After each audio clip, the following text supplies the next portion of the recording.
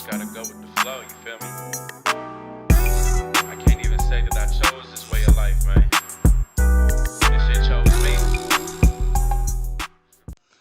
What's up, everybody? Just want to give a quick shout out to three people who have been very, very helpful in creating the whole Heat of the Moment experience. First of all, shout out Alonzo Henderson, aka Anti-Hero 510. Check out any of his music on SoundCloud, Spotify, or Apple Music. He's a dude. He's on the come up. I promise you, you're going to know his name in 5 years if you don't already know him now.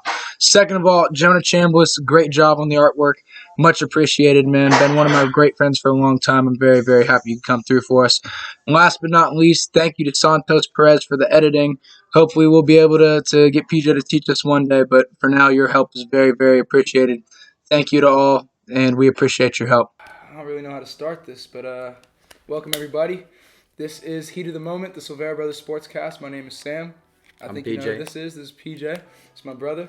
And we decided to start the sports podcast because we are absolute fucking sports fanatics. And every day, even outside of this, we're fucking talking sports. So might as well put a microphone Talk on the a lot camera. of shit. Talk a lot of shit, talk a lot of sports. You know how it goes, man. Anyone who knows us knows we can talk shit, talk sports all day long.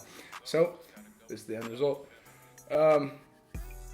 In terms of fandom, just for the background, a lot of the show is going to be just fandom based. We're going to bring in our friends and homies, different fans of different teams. In terms of who we like, me personally, Oakland Both of A's, us. baby. Both of us. This is the one commonality Yep. for us. Oakland A's, born and raised, and love this team. Hope to be fucking a general manager or owner of this team one day. Hope to play. Hope to play, man. Hope to play, man. Absolutely. And then me personally, I am a Golden State Warriors fan. Not his thing, man. Not his thing. And San Hey, Francisco. I got 49ers, my baby. thumb down while I'm drinking from a Warriors cup too. Man. So who you a fan of then? You tell me. Pels, bro. Hey, when I say that, you guys are gonna think some type of shit, but I'm telling you, I was a fan before the Zion lottery. All right. So, and what's your football team? Who that, baby? All right, so why don't you tell these people, because it makes no sense at all how you come from Oakland, California, and you only been to New Orleans one time. Yep. And what happened in New Orleans that one time? I don't want to talk about Yes, it. sir. Them Niners beat the Saints, baby. That's what happened in New Orleans that one time. All right, but anyways, so in elementary school we had a after school program, and I was in kindergarten. It was 2008. I was 5 years old, and I was on the Saints, so I started liking the Saints from then. Yep.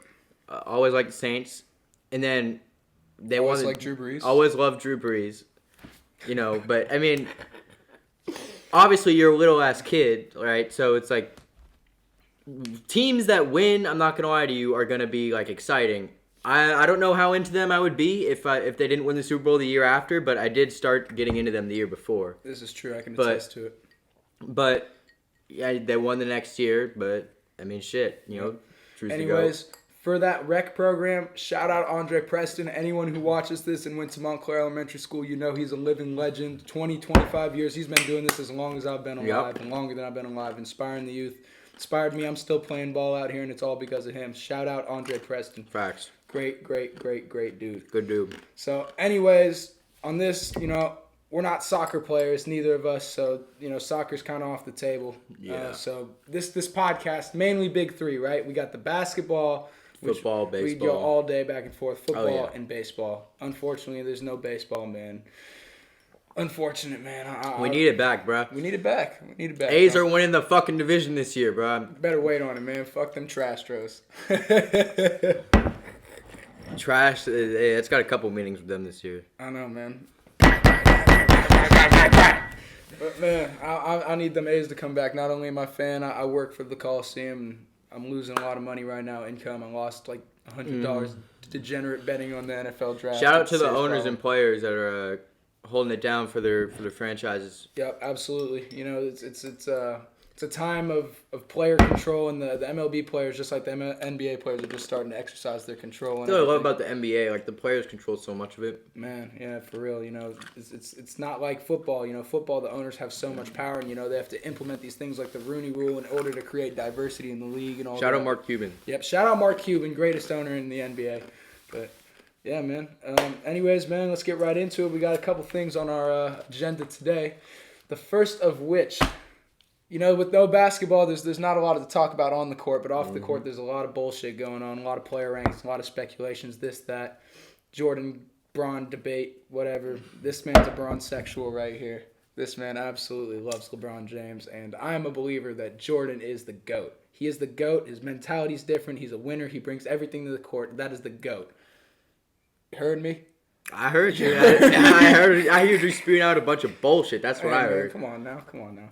Whatever. There's a difference between boat and goat, man. This is a very, very fine Well, word. okay, it's kind of difficult because they play different positions. I think you should be comparing MJ to Kobe, Yep. Bron to Magic, things like that. Bron to Magic? Yeah, bro. He is versatile. Bro, yeah. LeBron's pass true. first. And LeBron was playing point guard this year in Magic. Exactly. When Kareem went down in those first finals. Even though Magic's a point guard and LeBron's a small forward, they're both 6'9". That's true. And I mean, Magic has been able to show that versatility throughout his career. Celtics were whooping on the Lakers' ass for forever. They beat the Lakers in the first 6 finals they played, and the first time the Lakers won, Kareem went down, and Magic had to play center, and he absolutely balled out. Right. So I guess that's a fair comparison. But anyways, in terms of more bullshit rankings that are going on, First Take has some type of ranking system right now where they're just plotting down players who they think are better than the other. I'm going to give you a list of their rankings. Number 14. They didn't complete. It's not to 1. It's they have only to 9 right now. They should get to 1 probably by next week. But here's what it is: 14 Kyrie, 13 Paul George, PG-13. Number 12 Russell Westbrook, the Mad Dog. Number 11 Joel Embiid. Number 10 Nikola Jokic, the Joker, my guy. And number 9 Dame Dollar. What do you think about those rankings, man? I think it's a bunch of bullshit. That's what I think it is. Let me see that. Yeah, go for it. Right. First off, we got Kyrie at 14. I'm honestly cool with that. PG, I think, should be a lot higher on this list. I know he's been hurt, but the two-way ability for him is true. But who are you putting him over on that? I didn't even put him over. I'm putting Embiid, over. First off, I'm putting Embiid over Jokic. Oof. I don't know about that, man. I really don't know. And I'm putting Russ over Dame. Because I love me some Westbrook. Yeah, that mentality's different, man. My rankings would be Kyrie at 14. That's cool. Yep. Jokic at 13. Yep. Actually, I got Embiid. No, I got Dame at 12. I got Embiid at 11. We don't even got to go over the numbers, man. Let me ask you this. I got Westbrook at 10, and I got PG Let me at 9, ask you this. What in your right mind makes you think that Joel Embiid is a better basketball player than Nikola Jokic? Glad you asked. Well, I'm about to tell you some stats, but it's not 100% in the stats. Because if you watch Jokic play, he's slow as shit, and you can't play defense. Mm-hmm. And Embiid is actually a good defender, but Jokic is 20.2 points a game, 6.9 assists, which is very good.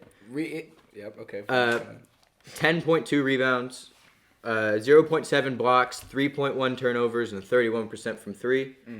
Embiid is 23.4, which is actually down from last year. He was averaging 27.5 last year.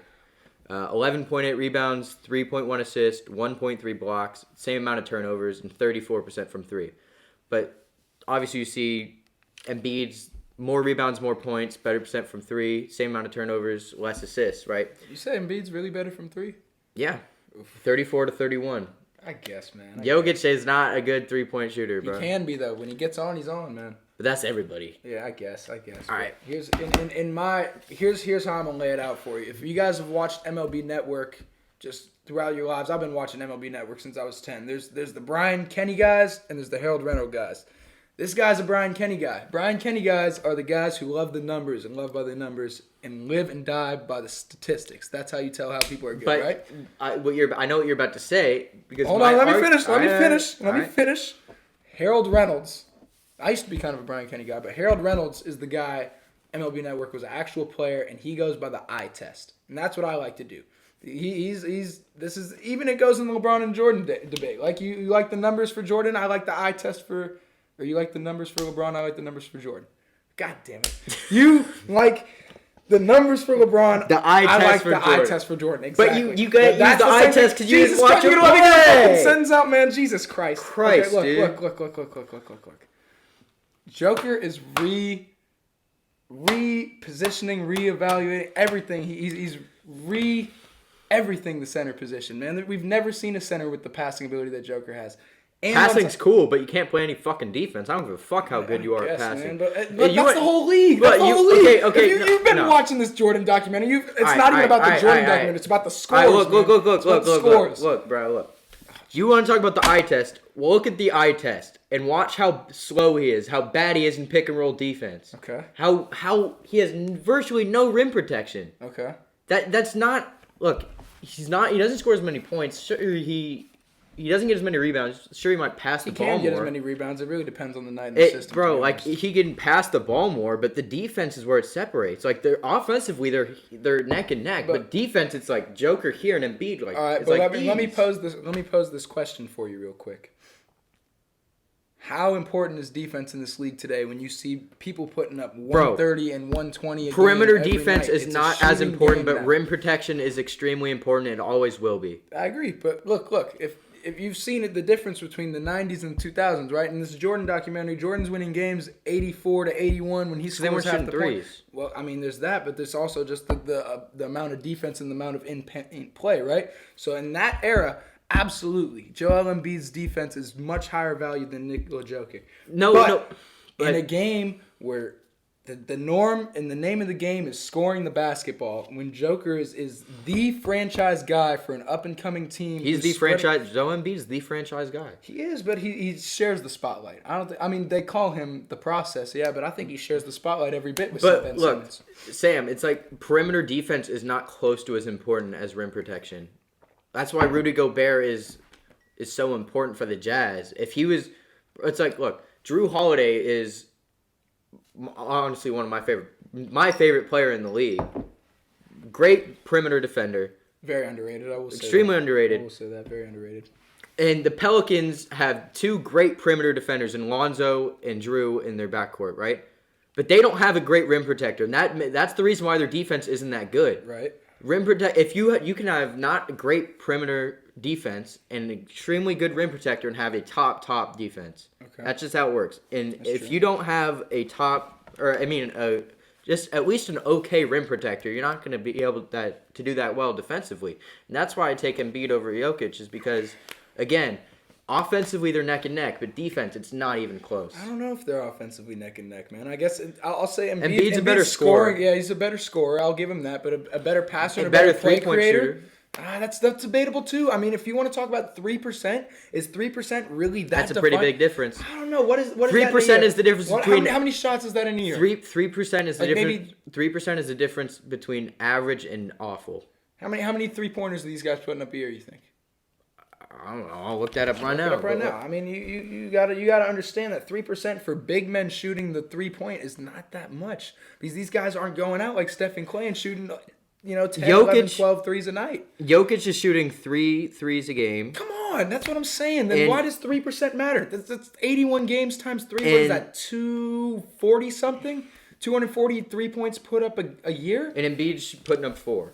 Or 3.9 or whatever. Okay, so Embiid takes more shots and he makes more shots. I guess that is indicative of a better 3-point shooter. But look, you can be the better. The difference is like 20 or 30 made shots a year. I'm not going to argue if you think that Jokic is better on offense. I'd argue Embiid, but that's fine. I mean, it's not even an argument. Embiid is a better defender. Yeah, it's not even close on defense. That's what, bro. I guess, but who do you think means more to their team single-handedly? Embiid. Okay. No, not necessarily. Let me rephrase that question. If you take both of these guys away from the team, which team's going to do better? I don't know. I know. The 76ers will do much better. Tobias Harris, Ben Simmons, they have the depth. But the thing about the Sixers, if you've been watching them this year, they have no offense without Embiid. It's like That's true. It's That's ridiculous. True. That's true. Their offense is not very good, and they have poor spacing. They're not getting up that many threes because they got Simmons and Embiid. And whenever Horford's on the floor, their offense goes to shit. Like Embiid is like fucking Al Horford. Without Embiid, they would not be anywhere. Like, they'd probably be maybe the 8 seed. Maybe I don't know, man. They have no offense. But tell me, what are the Nuggets doing without Joker? I mean, they got Jamal Murray, but who's creating plays for him? He's a shooting guard. He's not pulling the ball up the floor. And they got Gary Harris, who's doing a little bit of everything, but he's not super good. That's hard to gauge because, like, I guess it's the all Nuggets subjective, are still man. good. It's all subjective. Like, the Nuggets are still good offensively, and defensively, it's not like they already have a good rim protector. I guess. Like, it's whatever. They're missing some on offense, but like their offense is still better than the Sixers. It's subjective, man. I think we should save this question for Mr. Satchel Martin, our next guest coming on episode 2. Big Satch. Big Satch, this guy's best friend, huge Philly fan, huge 76ers fan. And A's fan. He likes the A's and the Phillies. Fan, and the Eagles. And fly, Phillies. Eagles, fly. Fuck the Eagles fans. Goddamn bastards. But let's not beat a dead horse here. Let's move on to the next one. They ranked Russell Westbrook at 12, and they ranked Damian Lillard at 9. Do you agree with those rankings? I disagree. Because Russell Westbrook, like, the media just got tired of him averaging triple-doubles, so they stopped talking about it, but that doesn't make it any less impressive. That's true. This is, like, he's not averaging one this year, I don't think, because he's with James Harden, but yeah. For a while, he was the guy, because James Harden was struggling for a bit. Like, Russell Westbrook was putting up 30 a night for a certain stretch. I mean, I love their rivalry that they have. It's like, it's kind of old school. It's awesome, yeah. It makes for great basketball, absolutely. I don't like. It's really close. It can go either way. Like, but Russ is like his. I don't know. There's something about him. It's like a bulldog. Like he's gonna go at you. And Dame's like that too, but it's not as much. If that makes any sense. It's not as they both got that dog in them. Man. Like I think Russ is just more vocal with it because you know Dame's got that cold killer, man. He's and those two. He has 2 walk-off shots in series. Oakland man. too. That Oakland produces dogs, man. Absolutely, that's the mentality. Like I'm not gonna be angry at anyone if they argue Westbrook or Dame. Like it's so close. It's me close, personally, I would go Very Westbrook close. because like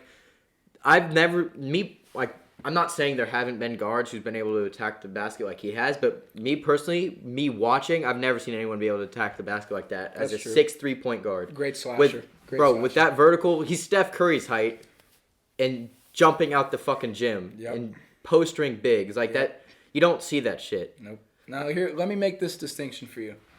I'm not going to disagree with you. I think it's very close between Russ and Dame. They both bring different things to their team because Dame's fucking cashing threes and Russ is throwing up bricks. But here's what I will say. Westbrook. I think the distinction, if you look at this, I think this is just new age basketball right here. Because, with the 3-point shot, that's so much more valued than everything that Russ does. I'm not going to argue that. You can't argue it. So what my point is here is if you bring this back to the 90s. Like Russ would kill in the 90s. Absolutely, man. That's what I'm saying. Russ would be a dog. Imagine putting Russ like on the same team as like a star who never had another star, like Charles Barkley. Imagine Charles Barkley and Russ on the same team would be absolutely or you nuts. could go with the same team and put Russ with Olajuwon. Oh, Jesus. That'd be pretty nasty. crazy. Yeah, that would be nasty. But I mean, I think. Or you could switch him and Penny with Shaq. Is this your talking podcast? You're gonna just talk right? Hey, over? I just fuck, man, Jesus. This is the pissing Silvera out brothers, ideas. the Silvera brothers podcast. Just pissing out ideas, Christ. But I think this distinction is just that the NBA now is just so focused on 3 balls and no defense because. As I was saying earlier, you look. I wouldn't say no defense. There's still no. I mean, defense obviously it's a part of the game, but the stress on fundamental defense and defensive schemes has gone down a lot less. Like players are also just more skilled. Like a great example of this, you see like the Atlanta Hawks, right? In terms of great young backcourts, like Trae Young and Kevin Huerter. That's negative defense. That's what I'm saying, man. They have great offense, but. You're going to have to put up 140 points a fucking game in order to win a game because you're giving up 130. Remember when they lost to the Rockets like 160 to 150? Yeah, dude, it's fucking ridiculous. It's like, you can't get a stop. God. So, I mean, it's just a whole different league now, and it's so hard, but...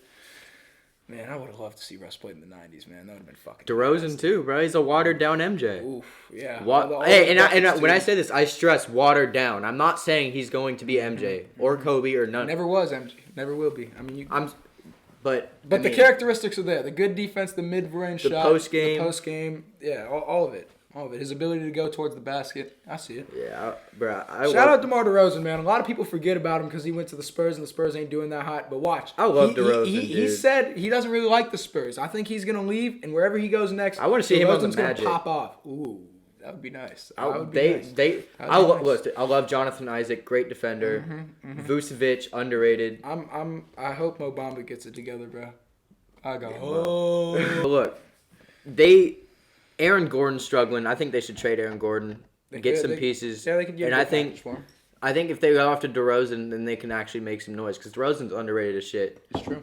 That's true. His stock is pretty low right now, so someone Extremely should go out there low. and get a Like, steal, man. If they can trade Gordon and get some more pieces, Well, to build around somebody, like, yeah, I think the Magic could be good. And they as long as they don't touch Jonathan Isaac, because that dude is yeah, great defender, great two-way player. love Jonathan Isaac, man. Yeah. So Anyways. underrated. Let's move on to the next sport here, huh? I think we got enough boy. basketball in our choice. So one of your favorite players, Michael Thomas, one of the NFL's largest crybabies, if I do say so myself. He and Devontae Parker went into a little skirmish. What was that about? I wouldn't call him a crybaby. I don't know. You see all these meme pages calling him crybabies and shit. I can ask you to I don't fucking think he's defend that. I said, what the fuck was the beef about? All right. Well, anyways, he's not a fucking crybaby. You got to get that straight. Okay. But Whatever you say, bro. basically, I forget who put out a thing. It was like SportsCenter or something like that. They Bleacher put out Report, A or some B. shit What's harder, to get a reception on Stephon Gilmore or to break up a pass to Michael Thomas? Devontae Parker said, he said A, which was harder for Gilmore. And I got the post over here and shit. So they went fucking at it. Yeah. But anyways, Michael Thomas basically, hold on, I'm about to pull this up. He basically said he wasn't on his level. Yeah. And I mean, Devontae Parker's a good wide receiver. He had a breakout year, but I'd agree with that. He's not on his level. yeah, I mean, You can't disrespect him. He had a great year, and he had what? Ryan Fitzpatrick the whole year? Josh Rosen? He still put up... Did he lead the FC in touchdowns? he had 9. He had 9. He didn't lead it. That's someone else said it. Okay, so this is the exact exchange. So he said A, and Michael Thomas said, for you, yes, go run some numbers up. Then you can talk. I lapped you, and you've been in the league longer than me, first rounder. Devontae Parker said, got some hard feelings out there, brother. Let me get targeted 300 times a game, which is not an insult. That means he's getting fucking open. Kind of an insult is that? It sounds like a system wide receiver, man. We talk about system quarterback. He did the same thing with Teddy Bridgewater. Yeah, I get it. But that's what I'm saying. That's exactly what I'm saying. That's my point. You just proved my point right there. Why is that? System wide receiver. You have the quarterback who's throwing to the wide receiver who's running a goddamn slant route every time. Or If you took away all of his slant routes, he still leads the league in catches and yards. Jesus, it's not like I knew you were gonna say that. Like you've said it a billion times to me already. Bro, but like, if everyone knows that's the same system, why aren't they stopping it? Why are they not just waiting on the short ass route? Yeah, sure. He's getting doubled and he's getting open. Like, He's a good wide receiver. There's no debate in that. This isn't a debate over whether he's a good wide receiver or not. It's a debate of he's a system wide receiver, and Sean Payton is using him in the same way with different quarterbacks. right. All right. Well, anyways, then he said, in other words, Michael Thomas said, in other words, you're weak. Don't even put your name in the same sentence as me. Remember that. You're not going to do nothing. It took you 6 years and 17 weeks to have a good game. Get the fuck out of here. Blame your parents, not your QB. Out of pocket. Um, I'm focusing less on the exchange here. What I want to ask you, in your opinion, what do you think about that post? Do you think it's harder to get a reception on Stephon Gilmore or to lock down Michael Thomas? I know there's a little bias here, but what do you think? I don't think it's harder it's completely dependent on the person. Matchups, yeah, I guess. I don't think you're going to do either. Just any average Joe is not doing either. No. I don't think it's probably just I as think- hard for I'm either. gonna Like go if with someone's like fast or like better, like if someone's better at offense or some shit or better at being a wide receiver, like then it's gonna be harder to break up a pass on Michael Thomas because you don't play cornerback. Clear here? If someone's better at being a receiver, it's gonna be harder to break up a pass on Michael Thomas because you don't play corner.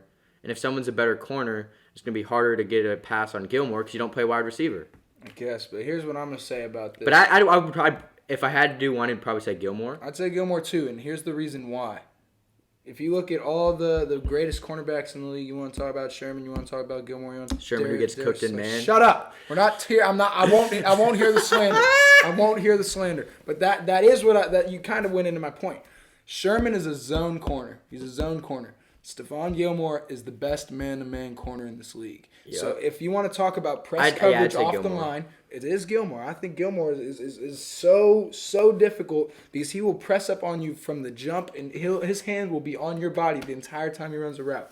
Mm-hmm. He was a huge part to that Patriots defense. If you want to look at that defense top to bottom versus the number Gilmore's 2 defense, top defense my San Francisco 49ers, I think the Niners overall have a better 11 guys than the Patriots, but the addition of Stephon Gilmore.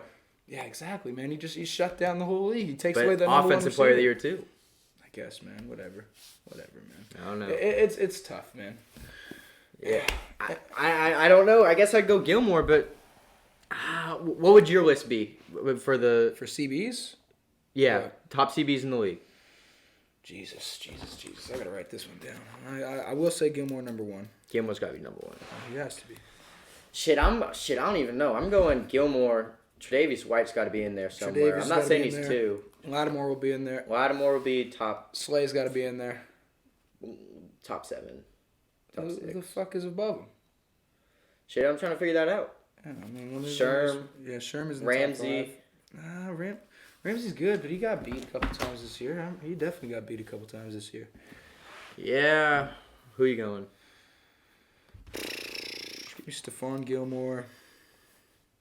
I damn near say Tre'Davious White is Tre'Davious too? Next, man. Tre'Davious is good. I want to go Lattimore 3. Good. A little biased something.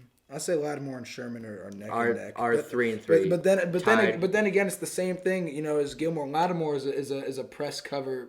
Man. But he can play zone too. He can. He's versatile, but I mean, it's hard to compare them. Just like in basketball, how it's hard to compare Michael Jordan and LeBron because they're 2 different positions and they guard 2 different players. Mm-hmm. Like you always want to say LeBron's a more versatile defender, but you also have to recognize more the fact valuable. That, more valuable or whatever. But you have to recognize the fact that Jordan is a fucking 10-time defensive player of the year. 10-time defensive player of the year. Oh shit. 10-time all defensive first team. Excuse me. There you go. Whatever, man. But if he won 10-time defensive player of the year, I don't give a damn if he's the GOAT. He is the GOAT. Well, no, I said if. He still is the GOAT. If. We can move on to this if you want to. All right, fine. Let's go. I think. So why do you think LeBron's the GOAT, man? I don't think he has the greatest legacy, so he cannot be the GOAT. But I think he's a better player than Tom Brady, and I don't even think it's a question that LeBron's a better player than Jordan. He's asked to do more on a daily basis. There's a question. Every goddamn game. Well, here's the thing. We got the difference between GOAT and BOAT, right? Mm-hmm. Like, what's your Instagram? 9BOAT. 9 best of all time. Best of all time, right? Because if you look at all the accolades behind Drew Brees, you know, he has 5,000-yard seasons and no one else has more than one, you know? He has had all those seasons. At the time of his last, they were a lot more valuable. Now everyone's getting 5,000 yards, which is pissing me off. And then, you know, but at the time of his last 5,000-yard season, he had more than the rest of NFL history combined. This isn't. I'm not gonna go into the whole NFL. I'm trying to prove this point here between LeBron and Jordan. But Tom Brady is the GOAT. Why is Tom Brady the GOAT? 6 rings. 6 goddamn rings. And so many clutch drives, so many playoff wins, all of that. Well, I mean, obviously he's been blessed to be in a great system, too. Under he's thrown under 200 yards twice in his Super Bowl wins, I'm pretty sure. But he also has thrown 500 yards in a loss, and that's just the way the game goes. That's the way cookie crumbles. But you look at LeBron and Jordan, it's the same thing, right? You know, LeBron, you could say, yeah, maybe he's a greater rebounder, he's a greater passer, he does this, he's more versatile on defense, but the best of all time goes in there and wins games. LeBron, that's legacy, not individual. So that's GOAT. That's what I'm saying. That's GOAT versus GOAT. It's legacy versus individual. That is my entire point right there. That's what you just... I mean, shit, bro. Like, I've been saying LeBron's if anyone wants to argue that LeBron's not a better player than Jordan, like, I don't know what the fuck you're doing. Look at what he can do better than Jordan. Like, no GOAT. 3 for 9, that ain't no GOAT. But, shit, so, the only thing that MJ does better than LeBron is score the basketball. And that's subjective, too, because he couldn't shoot the 3, and LeBron can. And I'm pretty sure... It's a different time, man. It's a different time. It doesn't matter. Like, it only matters... You can't say, well, what if he was better if he was in this era? Well, he's not in this era. He wasn't a better three-point shooter. That's why I'd almost take LeBron as a better scorer, but I'm gonna give that to Jordan just because You have Jordan to. Well, fans. You can't even compare it. I can, bro. You cannot compare it. In a playoff win, Michael Jordan has had 40 points when the rest of his team has had 80, bro. LeBron James has never, I can't say never because those early Cleveland Cavalier teams were ass, but ever since he's had players like D-Wade, Chris Bosh, Kyrie, Kevin Love, Anthony Davis, he hasn't been relied to do all the scoring. And sure, you had Scottie Pippen, yes, and he had some good games, but who's the guy? Who's the guy? It's Michael Jordan. Who's the guy on LeBron's teams? Oh, that's what I'm saying. It could And be. plus- Obviously, I'm not saying that he's not the guy in terms of being like the best player. I'm saying in terms of scoring and going and getting that bucket, it's not always LeBron. Who won Game 7 of the finals in the last seconds? Not the last seconds, the last minute. It was Kyrie, right? Kyrie took that shot. Who had the block? But in the last documentary, when Jordan was going down that court in Game 6 against the Jazz, everyone was saying, "I'm getting the fuck out of the way because he's not passing it to me." He's not passing it. He's going to get that bucket. You know he's going to go get that bucket. It's not a comparison in terms of who's the better scorer. You want to talk about who's the better player? We can talk about who's the better player. But if you want to talk about who's the better scorer, it's Michael Jordan, hands down, no excuses, won't hear the slander, period. Well, Poo. first of all, LeBron shoots better from the field in his career and from three. Oh, so it actually is comparable. Brian Kenny. And another thing that you just forgot to mention is that for those 3 championships, Jordan had the same coach and the same returning teams. Okay, but for 2 out of the 3 championships, he had the same coach. It's only 2 different coaches. And Tyronn Lue damn near isn't even a coach. He's just a guy who motivates. Exactly. LeBron was basically the coach. Yeah. You okay. just gave me another thing. Okay, yeah. LeBron is asked to do more. Like and you said, sure, maybe he is, but he's not the GOAT. This is a GOAT argument. I'm not saying that. I'm saying who's the better player. Oh Jesus! And look, and the block in the 2016 finals, in my opinion, backs up my point. It's like Jordan was only asked to score the ball, and LeBron had the game-saving block. Triple dubs. Fuck him. Not fuck him. Sorry, I'm a salty Warriors fan. Sorry. But still, like he's done so much. I don't care what you say. Warriors are going back to the finals next year. Bruh, Just wait on it. I'm just waiting until this season starts up again. It's going to. And so this season starts up again, and then we can beat the Grizzlies out for the 8th spot so we can get swept by the Lakers. I'm waiting on it. Bet. Grizzlies ain't shit. Grizzlies ain't shit. Don't say they ain't shit. John Moran is not as good as Zion. Oh, come on, man. We're not going to start this right now. Bro. That's another player, actually, from what we were saying earlier. John Morant could play in the 90s. John Morant would have been fucking nasty in the 90s. But, yeah, anyways, anyone who ever wants to come on this show and wants to talk, Jordan, Bron, take a side, and we can go back and forth with this all day because we're not going to agree on this shit. That's just... We agree sometimes on some things. As I said, we always agree on this. From the town born and raised, diehard A's fans, but everything else in between, it's pretty subjective. It's probably good for today. You think it's good for the day? You think we should wrap it up? Yeah. Well, anyways, I guess that's it. Thanks for watching, tuning in if you're watching. First take. I'm a fucking. You're an imbecile. That's what you are. I guess, man. He's watching too much First Take. Oh yeah, I got my First Take shit right up there. Exactly, man. You gotta love Stephen A. But yep, that's Heat of the Moment, episode 1. I'm Sam. This is PJ. Hopefully you like this. Next week we'll have Satchel Martin on. It's gonna be a great episode. I highly suggest that you tune in. Peace out till next time, y'all. Choose the money for I choose the fame. I ain't choose the game, but the game chose me. All my life I've been chasing to a bag, cookie in the pack, and it's dead.